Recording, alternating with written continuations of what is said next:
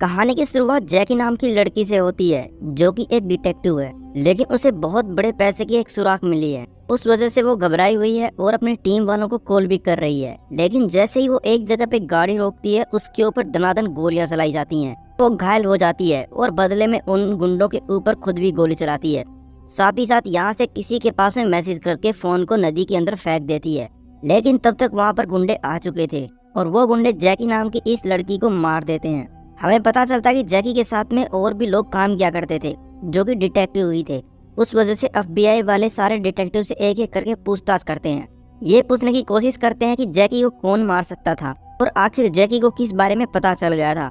इन detective के अंदर Dane नाम का, जेडी नाम का और माइक नाम के 3 लड़के होते हैं और 2 लड़कियां होती हैं, जिनमें नुमा और लोलो ये दोनों होती हैं। FBI वाले यहाँ पर जेडी से भी पूछताछ करते हैं, लेकिन हमें पता चलता है कि इन्हीं FBI वालों में जेडी का भाई मैटी भी काम करता है।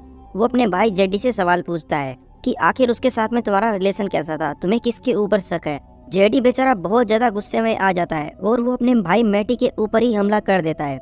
लेकिन तब तक वहाँ पर बाकी FBI वाले और डिटेक्टिव आकर इन दोनों को अलग अलग कर देते हैं, क्योंकि जेडी को बहुत ज्यादा दुख हुआ है, क्योंकि जैकी नाम की लड़की मारी जा चुकी है और जेडी को लगता है कि शायद हमारे डिपार्टमेंट के अंदर कोई ऐसा है जिसने जैकी को मरवाया है, क्योंकि जैकी को बहुत सारे पैसे के बारे में पता चल चुका था। उसी वजह से ये बात जब आगे ना बढ़े उसके लिए जैकी को ही शांत कर दिया। अभी सारे नारकोटिक्स वाले और डिटेक्टिव एक जगह आकर बैठ जाते हैं और सोचने लग जाते हैं कि जैकी को मारा तो मारा किसने, आखिर पैसे का क्या मतलब है। लेकिन हमारा डेन वो अभी तक ऑफिस के अंदर है। हमें पता चलता है कि उसके मोबाइल पर एक एड्रेस आया हुआ है, साथ ही उसके फोन के वॉलपेपर के ऊपर उसके बेटे की फोटो लगी है। इससे उसके बैकग्राउंड का पता चलता है उसका एक बेटा था जिसकी कैंसर की वजह से मृत्यु हो गई। अब वो बहुत ज्यादा दुखी और परेशान रहता है और मन ही मन सोचने लग जाता है कि चलो इस बात को शुरू करते हैं। तब डेन अपने दोस्तों पंटर के पास में जाता है, उन सभी को कहता है कि मुझे मेरे खबरी से मुझे एक टिप मिली है और एक घर के अंदर बहुत ज्यादा पैसा है और हमें वहाँ पर जाकर रेड मार देनी चाहिए। उसके सारे दोस्त कहने लग जाते हैं कि पैसे के पीछे हम नहीं जाएंगे, ये काम तो पुलिस का होता है। डेन कहता है कि चिंता मत करो, हम बोल देंगे कि वहाँ पे बहुत सारा ड्रग्स पड़ा था, हम बस घर को चेक करने के लिए आए हैं। उस वजह से ये सारे लोग तैयार हो जाते हैं और अपनी महंगी महंगी गाड़ियाँ लेते हैं और यहाँ से उस घर की तरफ निकल पड़ते हैं। थोड़ी देर में उस घर तक भी पहुँच जाते हैं। घर का दरवाजा खटखटाने पर एक डेजी नाम की लड़की घर का दरवाजा खोलती है। ये लोग बताते हैं कि हम पुलिस से हैं और हम बस यहाँ पे ड्रग्स को चेक करने आए हैं, हम किसी को कोई भी नुकसान नहीं पहुँचाएंगे, बस तुम कागजों के ऊपर सिग्नेचर कर दो। डेजी उनकी बातों में आ जाती है और वो कागजात के ऊपर सिग्नेचर कर देती है। लेकिन भाई साहब ये सारे के सारे एकदम से घर के ऊपर टूट पड़ते हैं और घर के अंदर यहाँ वहाँ तलाशी लेना शुरू करते हैं। डेजी कहती है कि मेरे घर के अंदर कुछ भी नहीं है। लेकिन सबसे अजीब बात इन लोगों ने नोटिस की है कि डेजी के घर के आसपास जितने भी घर हैं उनके अंदर कोई भी नहीं रहता, यानी वे घर सुनसान है। डेजी बस एक ही बात बोल रही थी कि ये मेरी दादी का घर है, तो मेरी दादी गुजर चुकी है। तभी यहाँ पे इन पुलिस वालों को घर के ऊपर एक छोटा सा कमरा नजर आ जाता है। जब वो उस कमरे के अंदर पहुँचते हैं तो देखते हैं कि ये कमरा पूरी तरह से साफ सुथरा है। तब ये लोग कमरे की दीवारों को तोड़ना शुरू कर देते हैं। साथ ही साथ डेजी से पूछताछ करते हैं कि तुम्हें अगर कुछ भी पता है तो तुम हमें बता सकती हो, अगर हमें कुछ भी सस्पिशियस मिल गया तो हम तुम्हें नहीं छोड़ेंगे, हम तुम्हें जेल में ही डालेंगे। लेकिन भाई साहब जेडी बस एक ही बात बोलती है कि ये मेरी दादी का घर है और ऊपर वाले कमरे के अंदर क्या चीज मौजूद है मुझे कुछ भी नहीं पता। ऊपर तब तक माइक नाम का डिटेक्टिव वो कमरे को तोड़ रहा था, तभी उसे वहाँ पे बाल्टी नजर आती है। सारे लोग ऊपर जाकर चेक करने लग जाते हैं तो पता चलता है कि इन बाल्टियों के अंदर तो पैसा है और ये पैसा थोड़ा भी नहीं बल्कि मिलियंस में होता है। इसीलिए डेन सभी लोगों के यहाँ फोन जब्त कर लेता है और बताता है कि इतना सारा पैसा देखकर किसी का भी दिमाग खराब हो सकता है, इसीलिए जल्दी से सारे फोन मुझे जमा करवा दो। और वो सभी के फोन ले लेता है। लेकिन डेन यहाँ पे जेडी का फोन नहीं लेता और डेन खुद भी घबराया हुआ है, उसे समझ में नहीं आता कि इतने सारे पैसे का क्या करूँ। जेडी बताता है कि हमें ये बात मेजर को बता देनी चाहिए, लेकिन डेन कहता है कि ऐसी गलती मत करना, मैं इस सारे पैसे को यहीं पर काउंट करूंगा और उसके बाद हम मेजर को कॉल करेंगे।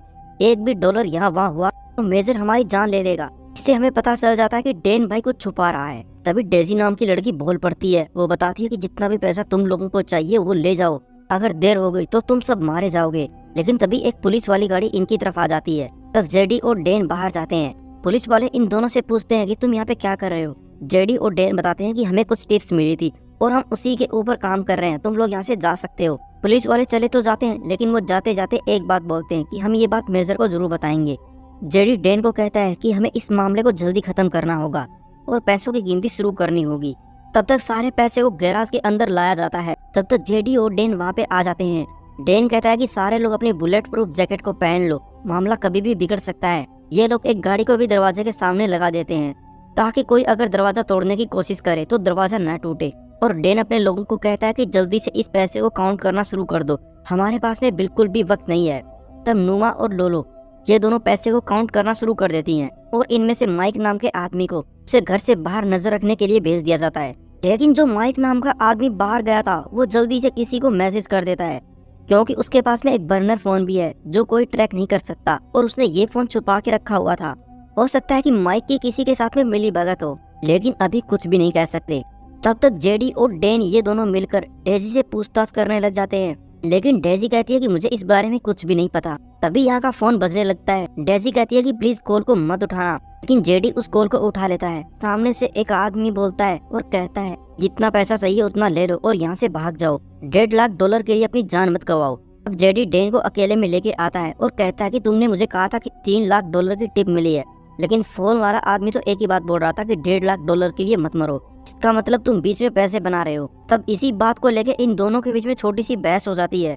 जेडी डेन के ऊपर गुस्सा भी करता है, लेकिन हमें नहीं पता कि किसकी मिली भगत है और कौन किसे धोखा दे रहा है।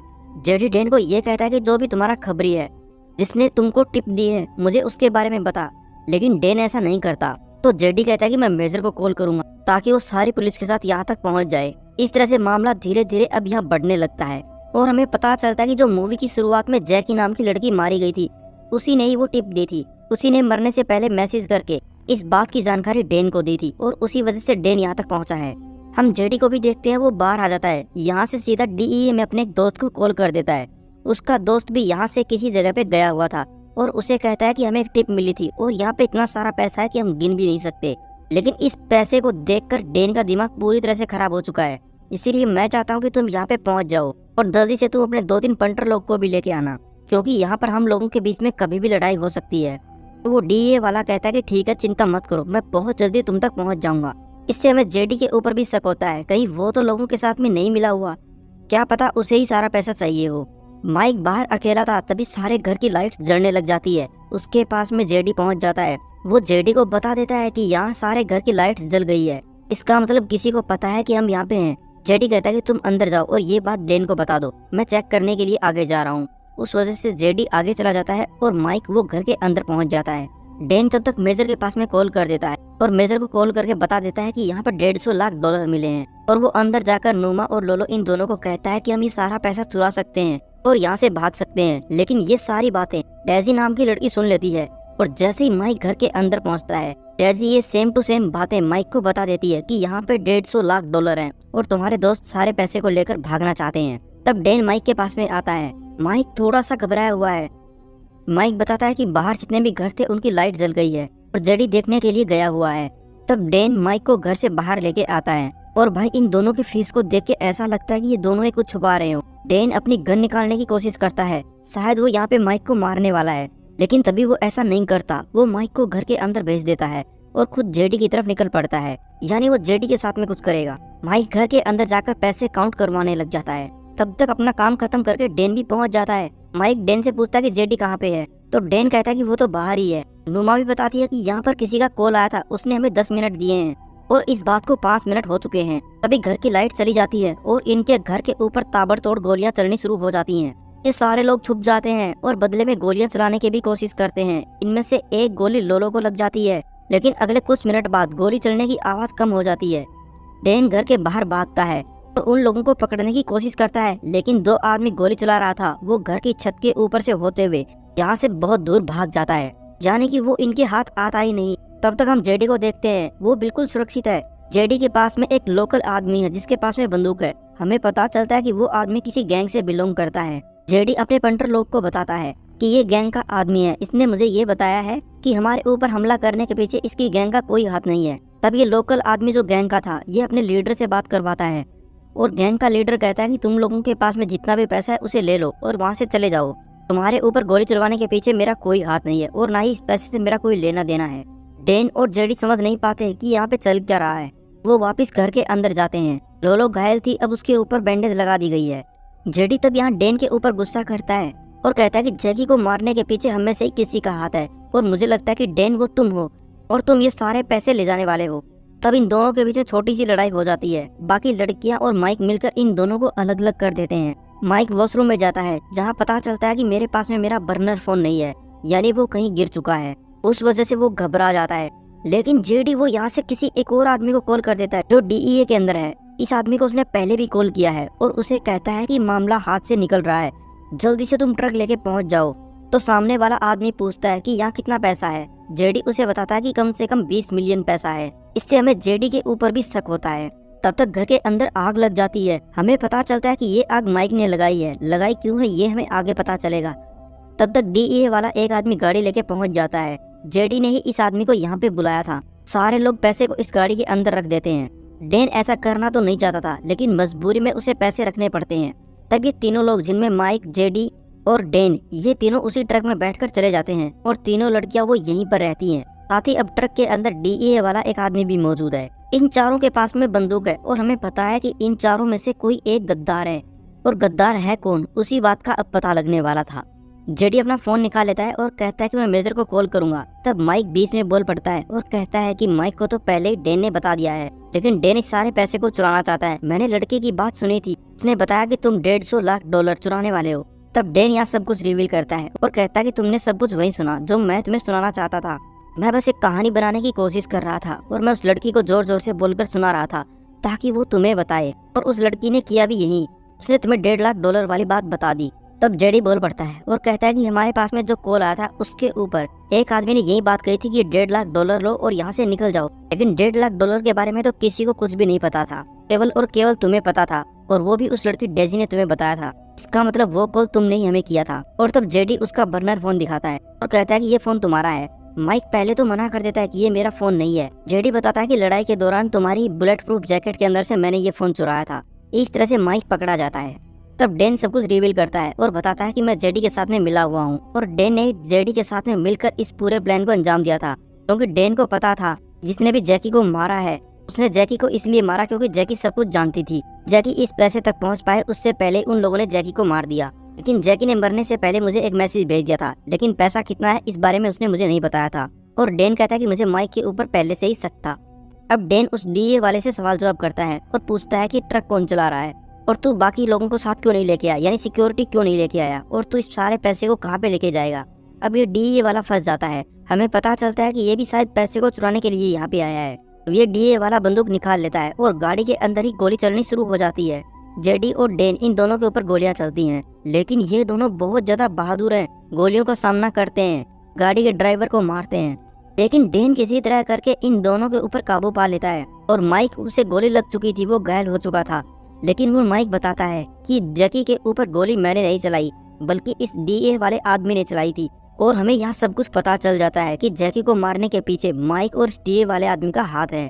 लेकिन तब तक सामने से बहुत सारी एफबीआई पुलिस आ जाती है। उसी वजह से ट्रक को इसी रास्ते के बीच में रोकना पड़ता है। और हमें पता चलता है कि एफबीआई वालों में मैटी है जो कि जेडी का भाई भी है, और उसको जेडी ने ही यहाँ पे बुलाया है। अभी डीए वाला डर जाता है और डीए वाला जेडी और डेन इन दोनों के साथ में डील करने लग जाता है। बताता है कि प्लीज मुझे बचा लो, हम लोग पैसे को मिल बांट लेंगे, इस बारे में किसी को पता नहीं चलेगा। लेकिन जेडी और डेन ऐसा करने से मना कर देते हैं। तब डीए वाला ये आदमी गोलियां चलाता है और इस ट्रक से निकलकर भाग जाता है। माइक भी एक बैग उठाता है और वो भी मौका देखकर यहाँ से भाग जाता है। अब जेडी जल्दी से इस डीए वाले आदमी का पीछा करता है क्योंकि वो पैसों से भरा हुआ बैग लेके भाग रहा है। और जो माइक है उसके पीछे डेन जाता है और डेन माइक को एक जगह पकड़ लेता है, उसके साथ में फाइट करता है और उसे कहता है कि अब तुम्हें भागने की जरूरत नहीं है, और उसे गिरफ्तार कर लेता है। साथ ही साथ जो डेन नाम का आदमी है वो भी उस डीए वाले को पकड़ लेता है, उसकी पिटाई करता है। लेकिन बदले में डीए वाला जेडी के ऊपर गोली चलाने की कोशिश करता है। अब जेडी उस डीए वाले को मार देता है। तब तक यहाँ बहुत सारी पुलिस भी आ जाती है जो इस सारे पैसे को जब्त कर लेती है और इस पैसे की काउंटिंग शुरू की जाती है। और पुलिस वाले यहाँ चारों लोगों से अलग अलग पूछताछ करते हैं। जेडी से पूछते हैं कि कितना पैसा है, डेन से पूछते हैं, लोलो और नूमा इन दोनों से भी पूछते हैं कि कितना कितना पैसा यहाँ पे है। सभी लोग अपना अपना जवाब दे देते हैं। और जब पुलिस वालों की काउंटिंग पूरी हो जाती है तो ये उतना ही पैसा था जितना इन चारों ने बताया था, यानी कि 20 मिलियन पैसा। इस पैसे का कुछ हिस्सा डेजी नाम की जो लड़की है उसे दे दिया जाता है, क्योंकि उस लड़की का घर भी जल गया था और वो लड़की पूरी तरह से निर्दोष थी। इस चीज से वो लड़की बहुत खुश होती है। तब ये चारों डिटेक्टिव अपने अपने रास्ते निकल पड़ते हैं और मूवी के लास्ट में जेडी और डैन एक समुद्र के किनारे के पास में बैठे हुए थे और बातचीत कर रहे थे और उगते हुए सूरज को देख रहे थे। और इसी के साथ में ये मूवी यहीं पर पूरी हो जाती है। लेकिन मूवी के अंदर ये नहीं बताया गया कि इन लोगों ने पैसे बचाए हैं या नहीं बचाए। आपको क्या लगता है गाइज, इन लोगों ने पैसे चुराए हैं? आप हमें कमेंट करके जरूर बताना। लेकिन इस मूवी की सबसे अच्छी बात ये होती है, ये मूवी रियल घटना पर बेस्ड थी। आपको ये मूवी कैसी लगी है, आप हमें कमेंट करके जरूर बताना। अगर मेरी मेहनत भी पसंद आई है तो प्लीज चैनल को जरूर सब्सक्राइब कर देना, इससे मुझे थोड़ा सा हौसला मिल जाएगा। तब तक आप खुश रहना और अपना ख्याल रखना। Thank you for watching.